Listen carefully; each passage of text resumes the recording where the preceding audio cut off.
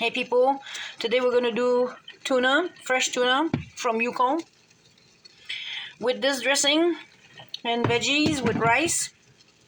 The rice will be made kind of Haitian Quebecois style. So I'm gonna let the tuna stay resting in this for 1 hour, and I'm gonna come back and cook with you guys healthy, diabetic friendly recipe for people who are not only diabetic but wants to eat healthy and have other option than fast food. I want to show you my rice right now, what it looks like. It's absolutely beautiful. Look, it's beautiful. So now we're gonna start cooking our tuna. The tuna has been badigeonné, stay in for now. Yeah, 1 hour. Thank you. Marinated. Sorry, pardon me, my French. So I add a little bit of ciboulette. I really love this. This is one of my favorite chives rings. They're amazing. So right now I'm gonna fry my tuna in the leftovers of bacon grease that I had yesterday. We had some bacon. So and when I repeat my recipe, I don't usually film them again. So we ate some chicken rolls with bacon. So I kept the fat. Don't throw your fat. You can always use it. It's very good. The animal fat is good for you. Some people are going to say they don't know who to listen. But you know what? Listen to people who survived disease and went through the same problematic of yours. So right now, I'm going to do this. Wait a second. All right. I'm going to fry the tuna.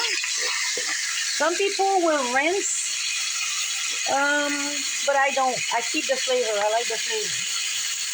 So we're gonna fry our tuna very quick. I don't want it overcooked. Don't eat overcooked. It's not good for you.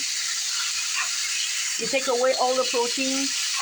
When you want to keep the protein in your food, you have to keep if you want to keep the protein, you have to keep some juice, some blood. That's why halal is not that good. It's kind of an empty animal. Halal or kosher. They drain the animal. I'm not too pro. The blood of the animal has some protein that humans need. It was for genetics. God says so. So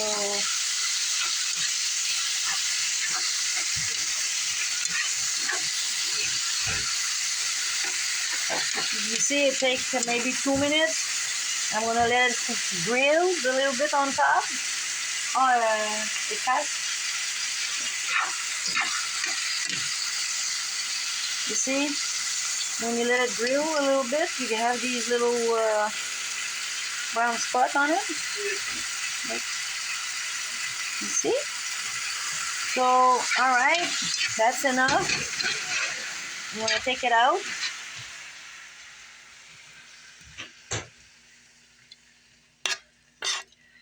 As you can see, I love my old les poêles.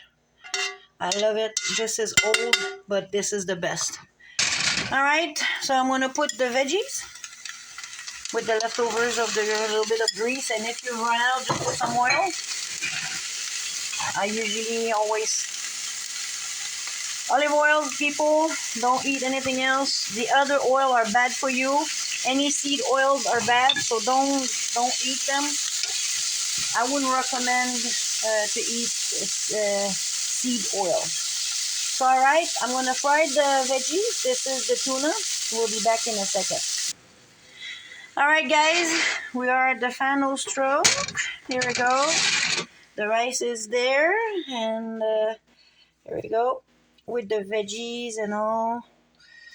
That's gonna be some good tuna. This tuna is fresh, coming out of the sea. Yukon. There we go, guys. Well, and what I do is, you know me, I like poppy seed and all that, and make things look always better. So you just drop a little bit of black on it or white. and a little bit of chives to make it look great and taste great. Chives are great, guys. You have to have chives in your house. Here we go. This is it.